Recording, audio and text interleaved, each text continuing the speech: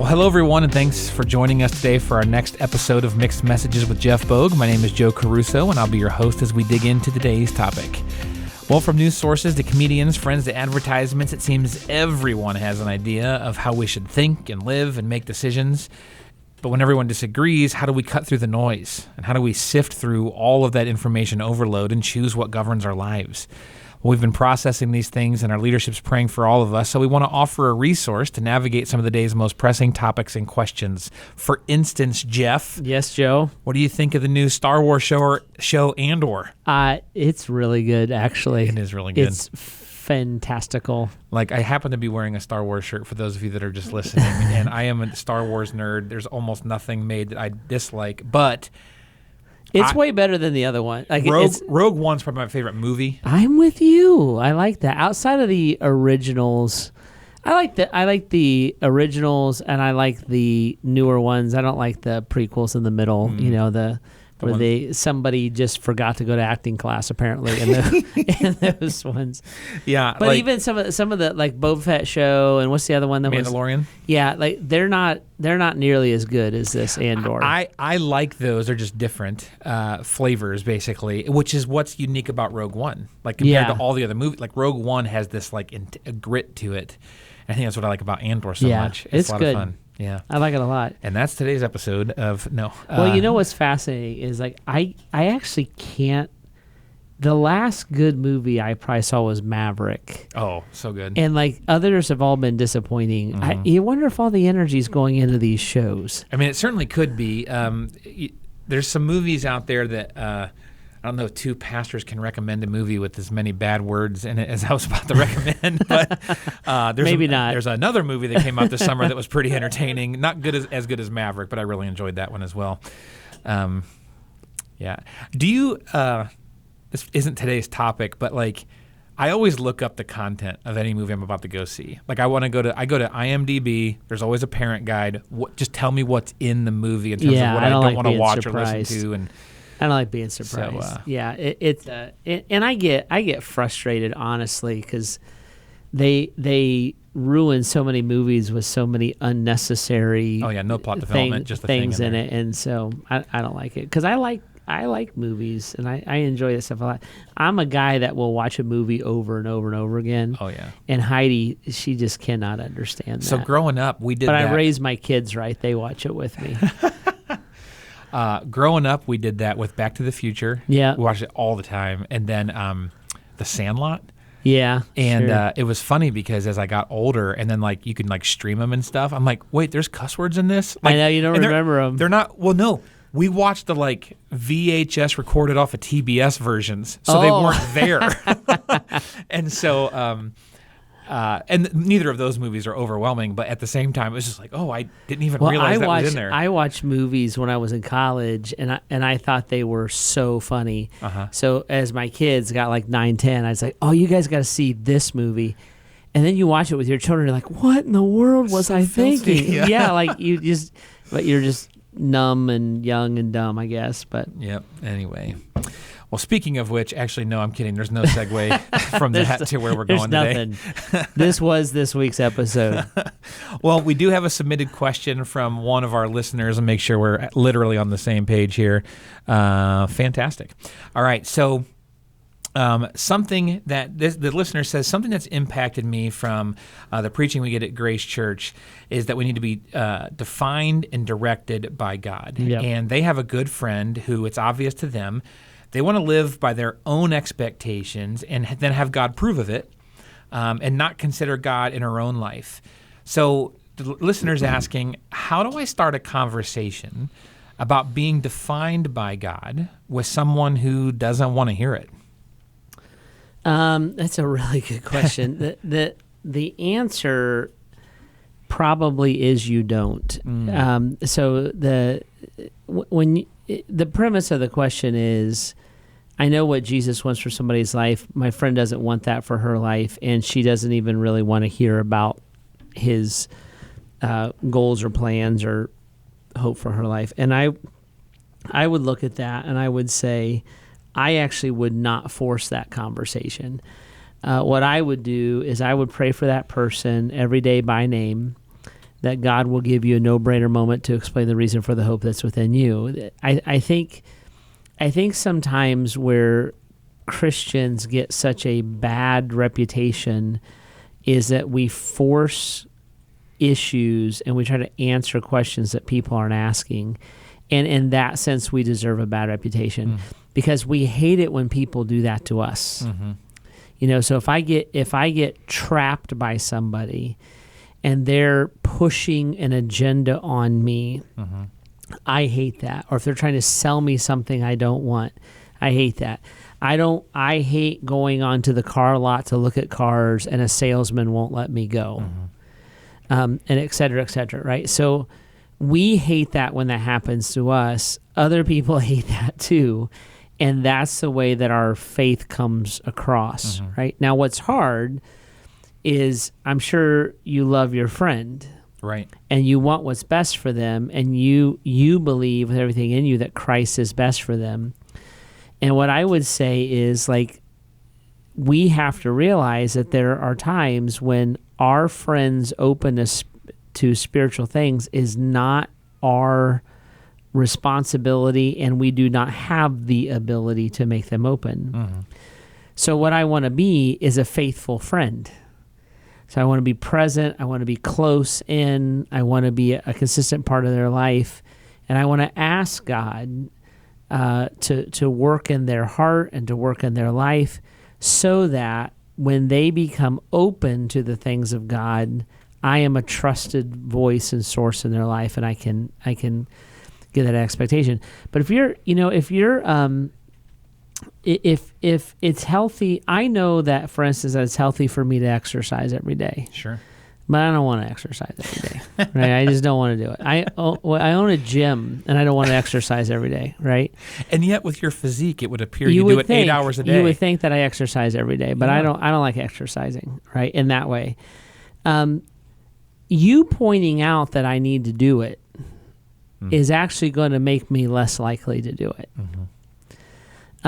Me deciding that I don't feel good and it's time for me to lose some weight or to exercise at the gym for some reason, me knowing there's a group of people that invite me, welcome me, are glad to see me, and will embrace me. And instead of me walking in, them saying, "What are you doing here? Oh, it's about time." Them saying, "Oh, it's great to see you. You want to work out with me?" Yeah. Right? We would be wired that way. And spiritually, I think a lot of times we're hesitant to wait on the Lord. And instead of looking and trying to understand what God is doing or wants to do in somebody's life, we want to look and say, what can I do, or what do I want to do in somebody's life? And it never works. And it probably pushes them away more than anything else. So I would say pray. I would say be close. I would say wait for an opportunity. And then what that looks like is usually friendship. And let God work in their life and let them be responsive to Him. Yeah, because that friendship leads us to more natural conversations. And so I feel like a lot of times when people are thinking like, I want to share this thing that's on my heart from God, they kind of move from 0 to 60 in 2 seconds flat. Like, man, it's a really nice day out there. Kind of like how Jesus created everything and wants to save your soul, right? Am I right? Yeah. And it's like, whoa, like, where'd that come from? I just this last week picked something up from Facebook Marketplace. We changing a room in our basement because our life group's getting too big. We need room for the kids. Nice. And but like picked up a little table and chairs, and as they were talking, they're like, "I know it's not in the best shape." I'm like, "Actually, it's fine. Like, what it's going to be used for, it's totally fine." Like, "Oh, really? What are you going to use it for?" And I'm like, "Well, we have a bunch of people at our house every week. We do like a Bible group, and from our church every week, and there's a bunch of kids. So we're like, oh, that's really cool, And I'm like, yeah, it's been really fun. Like, we really, really like it. And I'm like, we live right out. We found out, Facebook Marketplace. You never know where you're going until you make the deal. They live a mile away from our house. And so once that conversation started rolling, I'm like, well, it's right down the street. If you ever go, like, we might have to check that out sometime. Like, that'd be great. I didn't get into some big gospel presentation about everything, and because they stopped the conversation. Now, amicably, I actually might see these people at my group in the near future, but they stopped it. I'm just looking for how much conversation are you willing to let happen? That's exactly it. And what you did, there's an old-fashioned concept called God talk. Mm-hmm. And what you did was God talk. Like you were asked a question and you answered it honestly, but you didn't dodge it. You didn't say, I just want it for my basement. Right. What you did was you found a way to answer the question honestly while interjecting God. Mm-hmm. And we're going to use it for a small group. It's like a Bible study thing that's at our house. Mm-hmm. And then you just play ping pong, and when the person is done, they're done. I've talked about sometimes I'm on airplanes. Sure. A chunk of the time, it seems like. And so one of the things I like to do is I put headphones on. I like to read my Bible. I have a special Bible that I travel with. Well, that starts like, what are you reading? The Bible. And you can usually tell within 10 seconds if that's a point of interest or like I'm tensing up and I'm putting my headphones on. I don't want to talk to you anymore. Mm-hmm. And I'm like, I'm just giving an honest answer. That's it. Mm-hmm. You asked, I'm answering it. You get this too a lot because of what we do. Like people ask each other what they do for a living. Like, what do you do? Well, I'm a pastor. Mm-hmm. I'm just answering the question. Yep. So I think that kind of stuff is different than going to somebody and saying, listen, your life is messed up and I have a solution for you. That's just me interacting. But here's the thing with friendship. If I'm friends with this person, this is back to the question, I have a friend, a good friend, she says, I have a good friend, then that good friend knows about your faith. And you should talk about your faith. And what are you doing this weekend? I'm headed to church, and then I'm, we're doing a blah, blah, blah. Like, that's a part of your life. There's nothing offensive or pushy about that. Share it. How come you're in a good mood? I just heard this great song on the radio, and it just, I know it sounds weird, but it reminded me that God is good to me. So it just put me in a good mood. Mm-hmm. What'd you do today? Right. It's an honest answer that leaves open a door if somebody wants to walk through it. Yep. If they don't, it's not creepy. Right. Yep. I think that it's funny how we always look kind of in the nature of this podcast. People almost always look for is it this extreme or is it this extreme? And I think sometimes when it comes to talking about Jesus, is it I need to tell everybody every chance I get, whoever comes across my face, or should I just never talk about it unless they explicitly ask me a very specific question? And it's no, it's somewhere in the middle. This God talk concept, I think, is really, really good. It's a UBU kind of a thing, mm-hmm. and that's what our culture expects. Mm-hmm. And I'm like, well, but you're a Christ follower, so just be one. Yep. There are so many things about my faith that excite me. Those are really easy to talk about conversationally. If it's just a bunch of facts about anything, I could bore every listener right now for the next 3 hours on my Star Wars nerddom, and I would just be getting started. It's so true. You bore me all the time. All the time. It's a spiritual gift. You're possibly the most boring person I know. What do you mean about Star Wars? Right. Yeah, thanks, Jeff. But I know better than to just start spouting off all these nuances and crazy facts and Easter eggs that I found from this movie to this show or whatever, because that's not where people are at when it comes to this. Yeah. But usually you can say something like, have you been watching that new show Andor? Oh, yeah, it's really cool. Excellent. And you move on.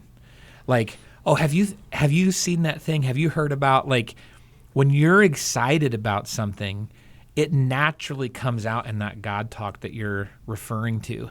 And so I'm going to make positive assumptions about our listener. If they're vibrantly engaging the Lord and they're, as you mentioned earlier, fervently praying for the no-brainer moments with this person, that's a wonderful marriage where something's going to come up in conversation. And God will make it happen. Mm-hmm. And us waiting on the Lord to open doors is exponentially better than us kicking them in. Mm-hmm. it's not a pass. See, people who are like, you got to tell everybody everything all the time. They're like, Bogue lets them off easy. I'm like, no, I'm not doing that at all. I'm saying let your faith be genuine. Actually share your life with somebody and actually answer the question when it's asked. That's not a pass. That is the work of an evangelist. Mm-hmm. But it's a sensitivity, because we can actually put God in a bad light. Mm-hmm. And we can offer a relationship that isn't reflective of the relationship that he offers us. Mm-hmm. So Jesus did this a lot. Jesus was like, he would say, let him hear. He would say, take it or leave it. It's I love you either way. Jesus doesn't make us follow him. Mm-hmm. Jesus doesn't require that we know all the details about him mm-hmm. before we follow him. And he most often met people in their point of need. Yep. And he would do that. And when there was a large response to the gospel, it was always Spirit-led, mm-hmm. Spirit-driven. That's all I'm talking about. And when you come to church and you hear me or Joe or whoever's preaching go through the gospel publicly, you have to remember, like, people came to church. There's nothing about that surprises them, mm-hmm. right? So we didn't violate a relationship there. They're not like, we came to a movie and they wouldn't show it until they went through the... we're like, no, you came to church. There's nothing shocking that we're talking about Jesus and God stuff at church, mm-hmm. right? That's the relationship. If your friendship, though, that would be shocking if you wouldn't let them leave your family room until you took them through a Bible study. And I just think we have to relax. I think the other part of this is I don't want to be your project. Mm-hmm.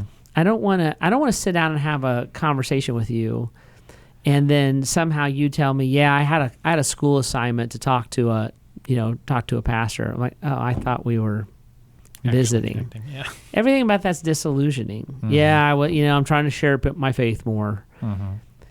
Just live your life for Christ, with Christ. Your friend will love you. Share that life for real. Let God do that work. A couple series ago, we talked about this concept about how it's not about the transaction, it's about the relationship. Yep. And if you can keep that in mind with these people, anybody that you're trying to share some version of God with, it's not about did you do the thing. It's about how are you connecting them in a relationship with you, and then prayerfully a relationship with God. It's a very different target. Yeah, the concept was, I heard this on a podcast, that there are dear friends and deal friends. Mm. And to be friends with someone solely to share Christ with them is actually a deal friend. You're using them on one level or another. To share your life with someone and to share Christ as you share life is what you would do with a dear friend. Mm-hmm. And so it's just being authentic and loving them. And the greatest act of love that you can do is take them before the Father, pray, mm-hmm. and ask that he would work in their life, and then answer the question when asked. Yep, so good. Well, there's always a lot to this conversation, and like you said, so many times people are asking this question about people that they love. And so if that describes you as one of our listeners, please, please, please keep praying for them. Go to God on their behalf and just ask that he turn things upside down. And you might not even be the one that gets to have the quote-unquote final conversation with them before they decide to follow Christ. You just might be someone that through the way that you interact with them, through the way that you love them, through the way that you engage them where they're at, shows them, the moment that they're ready to actually say yes to that. Mm-hmm. If we can help or pray for those people in any way, we'd love to do that. We can help you take unique next steps and all that. And if there are questions that you have that you'd like us to address on this podcast, you can always submit those at bath.gracechurches.org/mixed messages. If you like what you're hearing and you want more of it, make sure you subscribe, follow, rate, and review our podcast. And if you're looking for a church home to come and engage and worship and meet some folks that are trying to do these same kind of ways of following Jesus, you can join us in person here at Grace any weekend. Well, thank you very much for joining in with us today as we continue to seek God's voice through all the mixed messages around us. We'll see you next time.